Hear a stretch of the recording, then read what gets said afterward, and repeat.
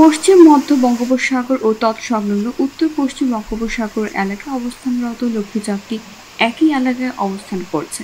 এই অবস্থায় দেশের সব সমুদ্র বন্দরে ৩ নম্বর স্থানীয় সতর্ক সংকেত দেখাতে বলেছে আবহাওয়া অধিদপ্তর।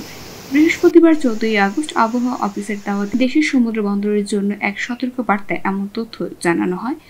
সতর্ক বার্তায় বলা হয়, উত্তরপ্রদেশ এবং দক্ষিণ ওড়িশার উপকূলীয় অদূরে পশ্চিম মধ্য বঙ্গোপসাগর ও তৎসংলগ্ন উত্তর পশ্চিম বঙ্গোপসাগর এলাকায় অবস্থানরত লঘুচাপটি আজ সকাল ৬টায় একই এলাকায় অবস্থান করছে।